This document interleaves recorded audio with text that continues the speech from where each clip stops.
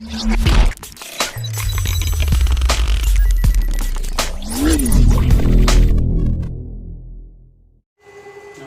दोस्तों, कैसे हैं सभी। आई होप कि आप सभी अच्छे होंगे। हमारे Hindi study classes YouTube channel में आप सभी का स्वागत है। हम पिछली कक्षा में वर्ण विचार के बारे में पढ़ रहे थे। पिछली कक्षा के अंदर हमने वर्ण विचार के स्वरों के वर्गीकरण के बारे में पढ़ा था। आज हम व्यंजनों के वर्गीकरण के बारे में पढ़ने वाले हैं। आज जो हमारा टॉपिक रहेगा वो रहेगा व्यंजनों का वर्गीकरण। तो व्यंजन किसे कहते हैं, व्यंजनों की डेफिनेशन व उसके प्रकारों के बारे में पढ़ेंगे। तो देखिएगा, सबसे पहले हम व्यंजन के बारे में पढ़ते हैं। व्यंजन क्या होते हैं।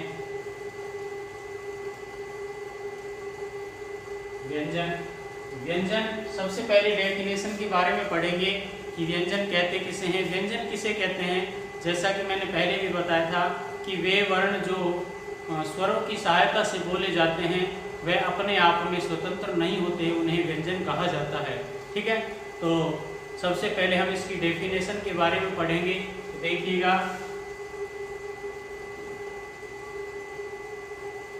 स्वरों की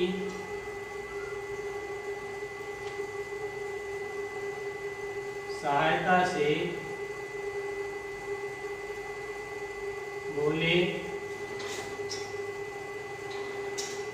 जाने वाले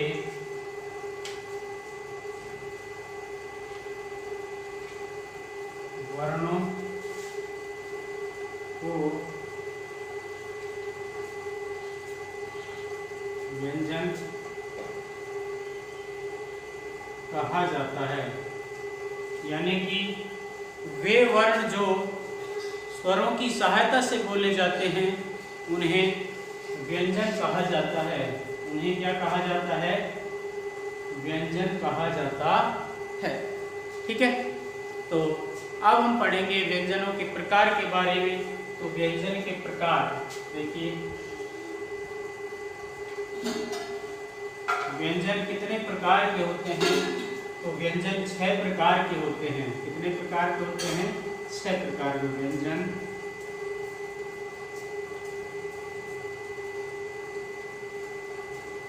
प्रकार के होते। तो व्यंजन कितने प्रकार के होते हैं, व्यंजन 6 प्रकार के होते हैं। नंबर 1,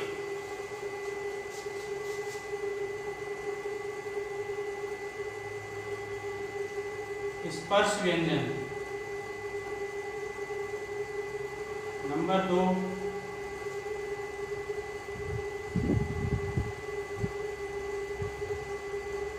उच्छिप्त व्यंजन।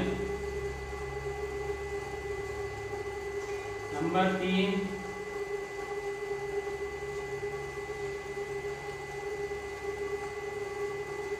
अनुनासिक व्यंजन। नंबर 4,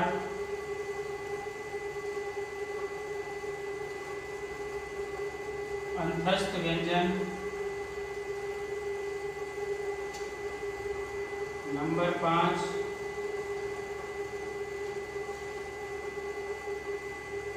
ऊष्म व्यंजन। और नंबर 6,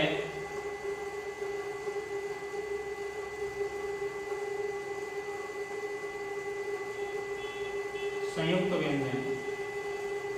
ठीक है, तो व्यंजन किसे कहते हैं, स्वरों की सहायता से बोले जाने वाले वर्णों को व्यंजन कहा जाता है। व्यंजन 6 प्रकार के होते हैं। 6 प्रकार आपके सामने देखे हुए हैं। नंबर 1, स्पर्श व्यंजन। नंबर 2, उच्छिप्त व्यंजन। नंबर 3, अनुनासिक व्यंजन। नंबर 4, अंतस्थ व्यंजन। नंबर 5, ऊष्म व्यंजन। और नंबर 6 होता है संयुक्त व्यंजन। ठीक है, तो हम इनके बारे में एक एक के बारे में अपन विस्तार से अध्ययन करेंगे। तो पहला जो हमारा प्रकार है वो है स्पर्श व्यंजन। तो स्पर्श व्यंजन किसे कहते हैं, उनके बारे में सबसे पहले अपन विस्तार से अध्ययन करेंगे।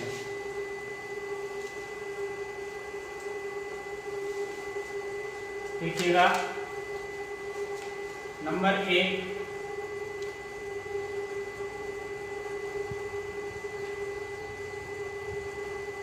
स्पर्श व्यंजन।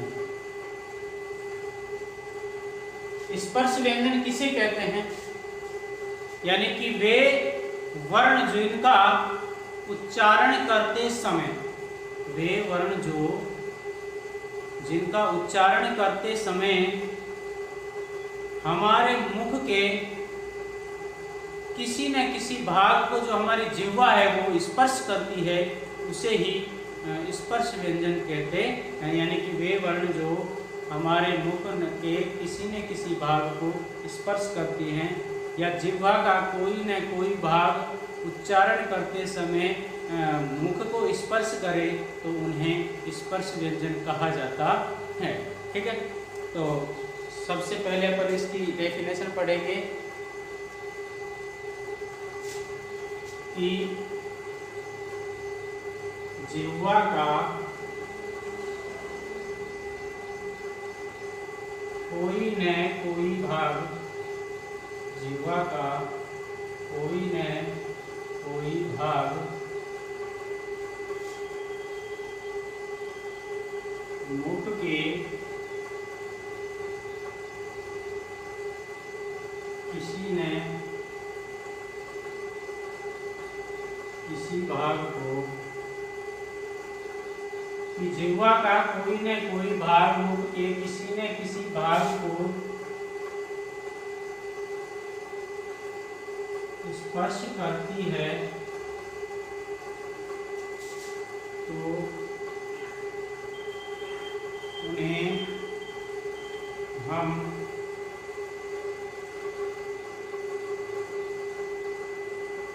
स्पर्श व्यंजन कहते हैं। तो उन्हें हम क्या कहते हैं? स्पर्श व्यंजन कहते हैं। देखिए, स्पर्श व्यंजनों की संख्या 25 होती है। स्पर्श व्यंजनों की संख्या 25 होती है, जो कै से लेकर मैं तक होती है। यानी कि वे वर्ण, इनकी क्या संख्या 25 होती है और कैसे और मैं तक के जो वर्ण बीच में जो सभी वर्ण आते हैं वो सभी 25 वर्ण होते हैं, जो वो सभी स्पर्श व्यंजन कहलाते हैं।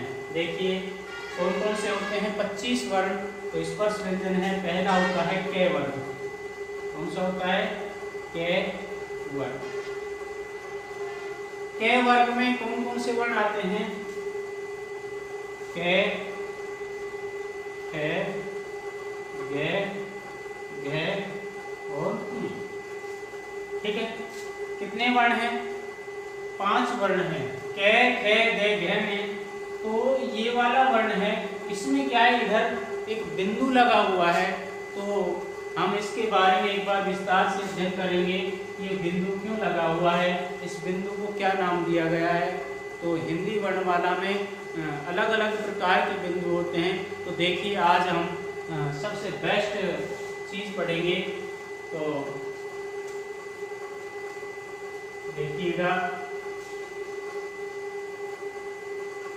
ये बिंदु होते हैं हिंदी वर्णमाला में कहाँ कहाँ आते हैं और किस किस वर्ण के अंदर इन बिंदुओं का प्रयोग किया जाता है। तो देखिए,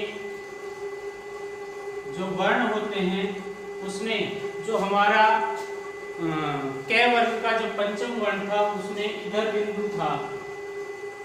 ठीक है, एक बिंदु होता है वर्ण के नीचे, एक बिंदु होता है वर्ण के बाएं और एक होता है वर्ण के ऊपर।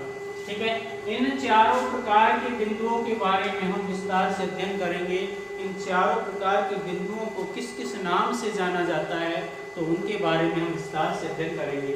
देखिए नंबर 1, जो वर्ण के ऊपर बिंदु होता है इसको बोलते हैं अनुस्वार। क्या बोलते हैं? उनको हम बोलते हैं अनुस्वार। ठीक है, इसको नाम दिया गया है, वो क्या नाम दिया गया है? इसको नाम दिया गया है जो अनुस्वार है। और अनुस्वार किन वर्णों के साथ लगते हैं? अनुस्वार है जो वो हमेशा स्वरों के साथ प्रयोग किया जाता है। किनके साथ प्रयोग किया जाता है? स्वरों के साथ अनुस्वार का प्रयोग किया जाता है। ठीक है, एक इस बात करते हैं जो क वर्ग का पंचम वर्ण है, इसके नाम से ही पता लग रहा है पंचम वर्ण, इसको बोलते हैं अपन पंचमाक्षर बिंदु। क्या बोलते हैं? पंचमाक्षर बिंदु।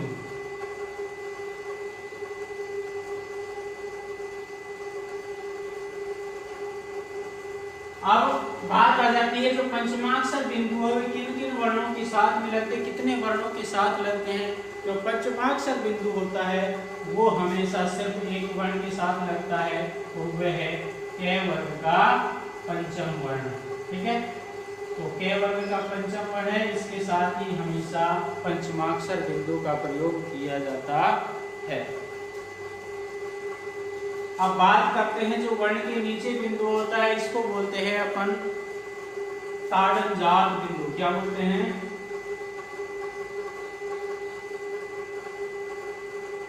ताड़नजात बिंदु। अब ये बिंदु है, ये किन वर्णों के साथ में लगता है? ये ताड़नजात जो बिंदु है वो दो वर्णों के साथ लगते हैं। आपको हम बता देंगे, इसी को एक नाम दिया गया है उच्छिक्त बिंदु। क्या नाम दिया गया है? उच्छिक्त। उच्छिक्त का अर्थ होता है फेंका हुआ। उच्छिक्त का अर्थ क्या होता है? फेंका हुआ। यानी कि जिन वर्णों को उच्चारण करते जो जिह्वा है हमारी, वो क्या है, उसको नीचे तुरंत फेंक देती है, तो उसको क्या कहा जाता है? ताड़नजात बिंदु कहा जाता है। तो ताड़नजात बिंदु है वो सिर्फ दो वर्णों के साथ लगता है, एक तो होता है डे और एक होता है टे, जिनको अपन उच्छिक्त व्यंजन भी कहते हैं। जिनको क्या कहते हैं अपन? उच्छिक्त व्यंजन भी कहा जाता है। नेक्स्ट है जो वर्ण के दाईं तरफ लगते हैं, इसको बोलते हैं अपन नुक्ता। क्या बोलते हैं? नुक्ता। अब बात आ जाती है नुक्ता किन वर्णों के साथ लगता है? जो हिंदी वर्णमाला में यदि किसी में नुक्ता लगा दिया तो वो वर्ण भाषा परिवर्तन हो जाएगा, वो वर्ण हो जाएगा अरबी व फारसी का। ठीक है, अरबी व फारसी का शब्द हो जाएगा। और नुक्ता चलाने की प्रक्रिया है वो किसने चलाई थी? राजा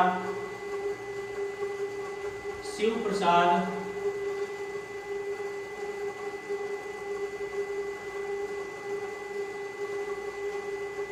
सितार के हिंद ने।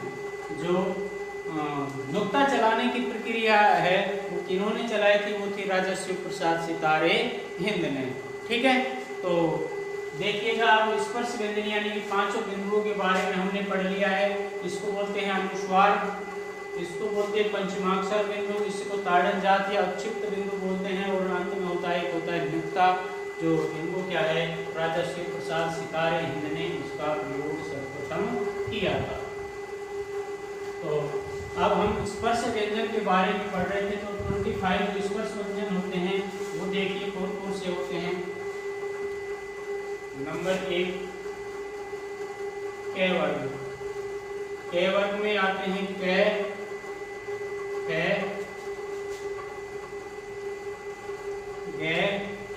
घ और न।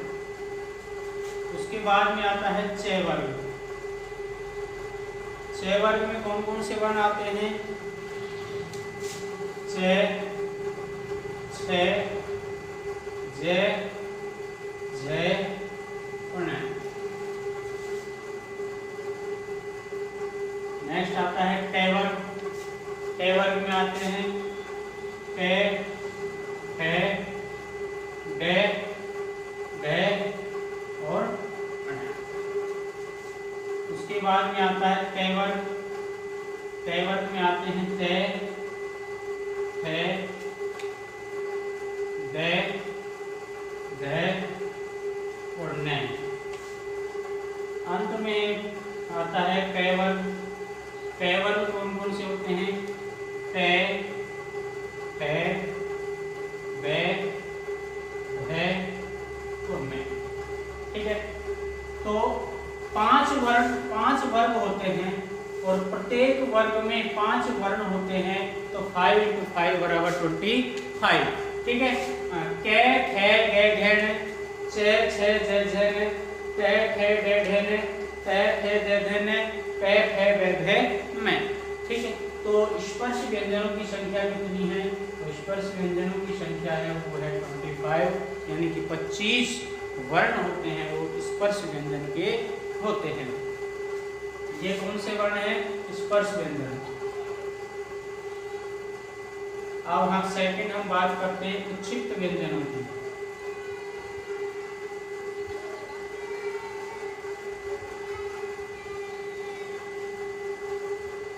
उच्छिष्ट व्यंजन, उच्छिष्ट व्यंजन कौन से होते हैं कि जिसमें हमारी जिह्वा है वो नोक उल्टी होकर तुरंत अपनी जगह पर आ जाती है, तो उन्हें अपन उच्छिष्ट व्यंजन कहा कहते हैं। देखिए, इसमें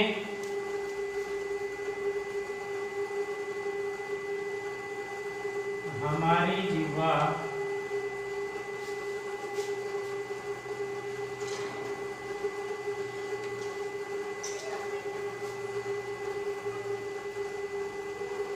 की नोक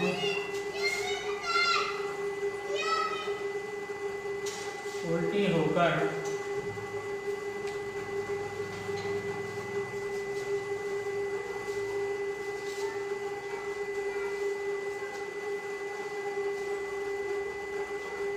तालू को छूकर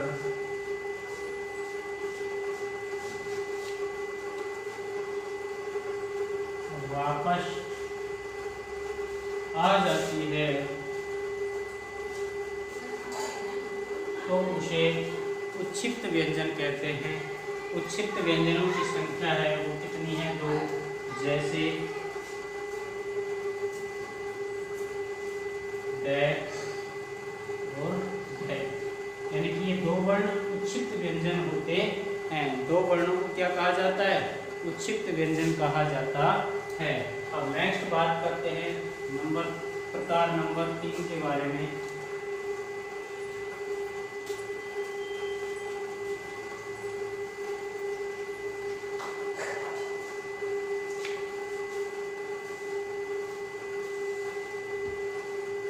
नंबर 3,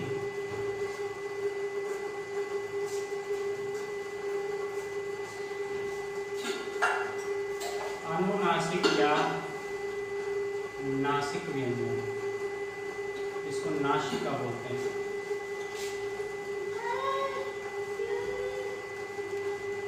इसमें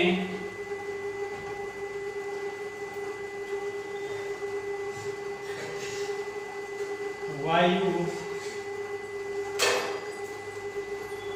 नाक के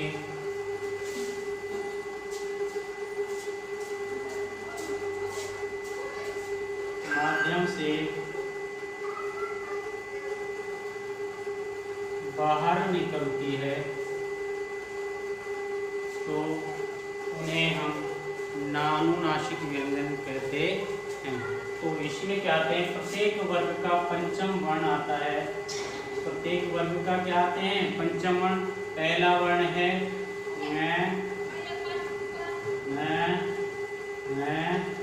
न, और में। ये अनुनासिक व्यंजन होते हैं। प्रत्येक वर्ग का पंचम वर्ण अनुनासिक होता है। नंबर 4 पर हम बात करते हैं अंतस्थ व्यंजन की।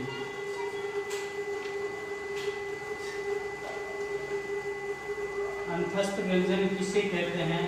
अंतस्थ व्यंजन होते हैं कि इसमें वायु स्वरों के जैसी मुख के बीच से निकलती है। अंतस्थ व्यंजन क्या होती है कि इसमें वायु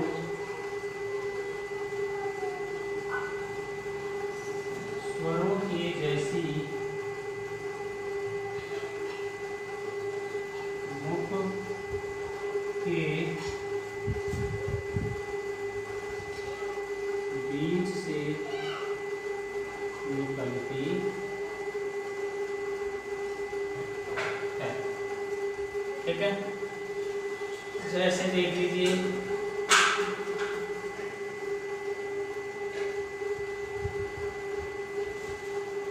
ये रे ले हो गए।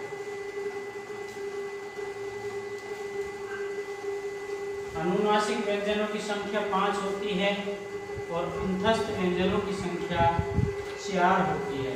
ठीक है, स्पर्श व्यंजनों की संख्या 25 होती है। उसके बाद में उच्छिष्ट व्यंजनों की संख्या 2 होती है। अनुनासिक व्यंजनों की संख्या 5 होती है और उसके बाद में जो अंतस्थ व्यंजन हैं उनकी संख्या 4 होती है। इसके बाद में हम नेक्स्ट बात करते हैं ऊष्म व्यंजनों के बारे में।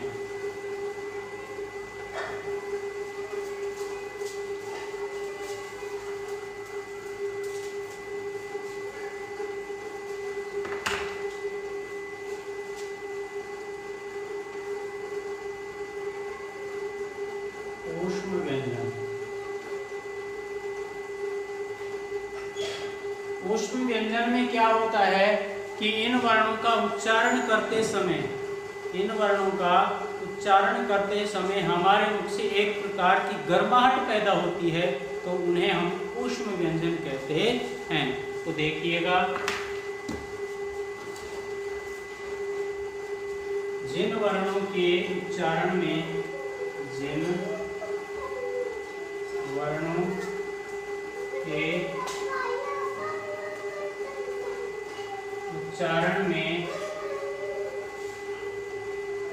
एक प्रकार की गर्माहट पैदा होती है,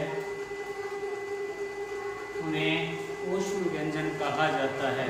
यानी कि जिन वर्णों के उच्चारण में एक प्रकार की गर्माहट पैदा होती है तो उन्हें अपन ऊष्म व्यंजन कहते हैं।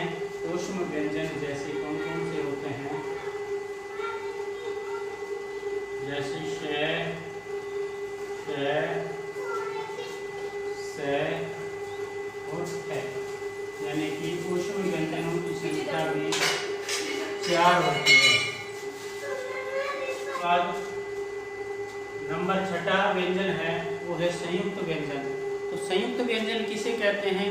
यानी कि वे वर्ण जिनका उच्चारण करते समय किसी दूसरे व्यंजनों की सहायता लेनी पड़ती है, उसे संयुक्त व्यंजन कहा जाता है। देखिए, जिन व्यंजनों का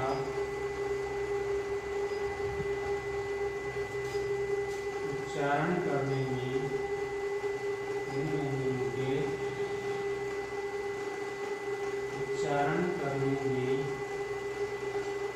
किसी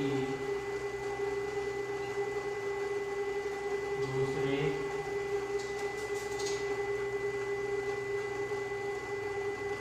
व्यंजनों की सहायता लेनी पड़ती है,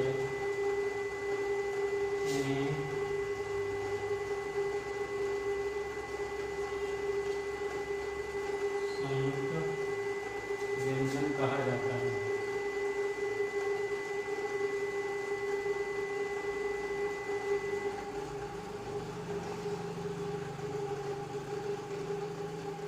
संयुक्त व्यंजनों की संख्या भी 4 होती है। कौन कौन से होते देखिए, श, क्र, य और श्र। देखिएगा कि किन किन से मिलकर के बनते हैं। तो क्ष बनता है क प्लस से, त्र बनता है त प्लस रे। ये बनता है जे प्लस ने, और श्रे बनता है से प्लस रे। ठीक है, तो ये 4 प्रकार के संयुक्त व्यंजन होते हैं। इसके बारे में हम बात करते हैं।